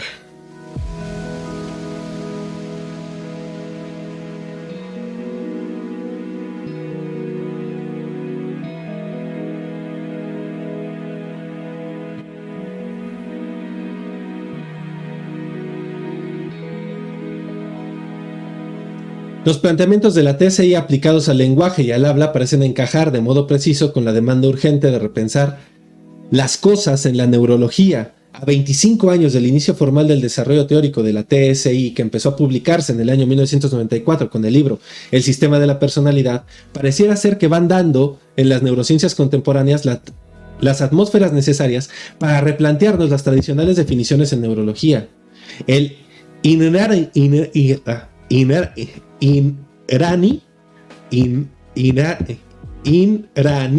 ha demostrado cabalmente que este tiempo es una realidad presente, vigente y de la más alta trascendencia.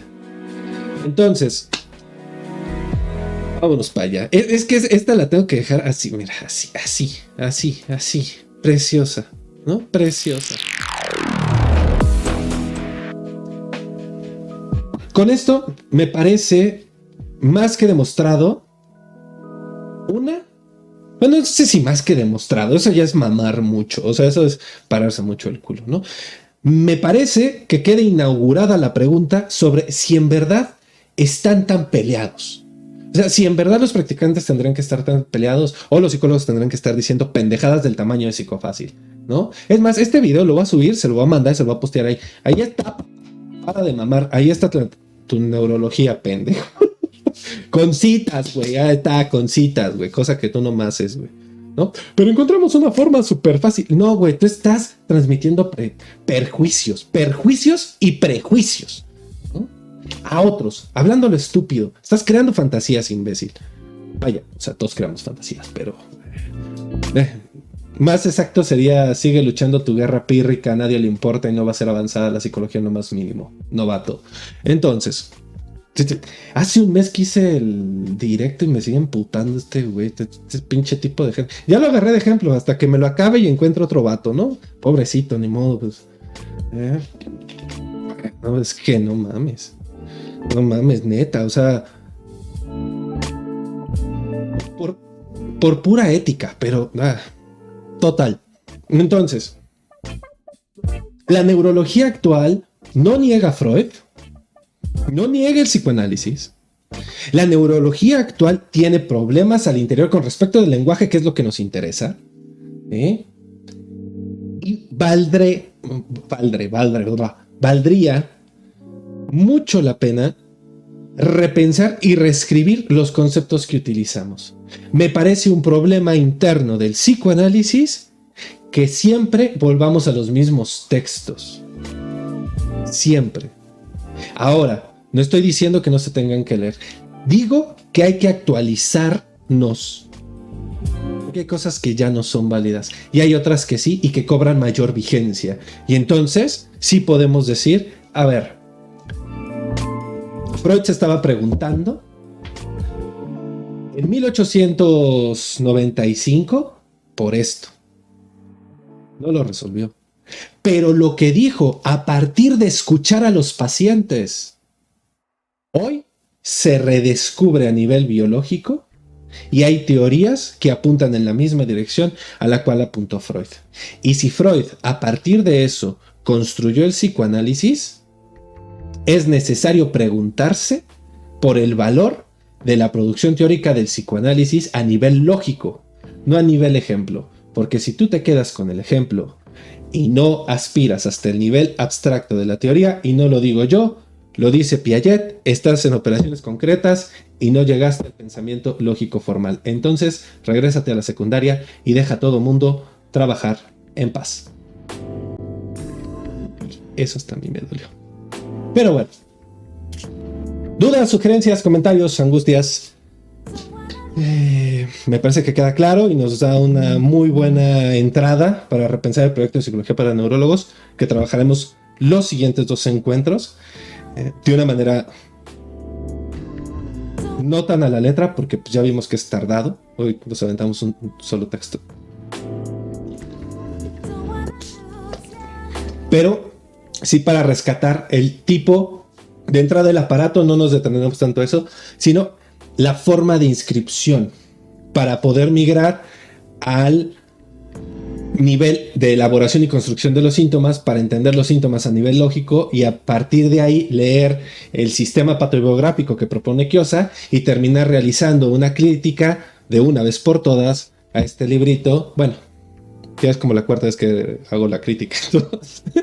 A este librito Tú puedes sanar tu vida, de Louise Hay, que cabe agregar de una vez era evangelista y entonces estaba defendiendo algún tipo de religión extraña a partir de libros de autoayuda. Entonces, si tienes un problema, tu autoayuda no alcanza, la de otro tampoco. Pues dejamos acá. Muy buenas noches a todos. Yo soy Joaquín Pineda y esto fue Leer a la Letra, Seminario Malestares Psicosomáticos, 4º episodio. Nos vemos en 8 días. Cuídense mucho. Bye bye.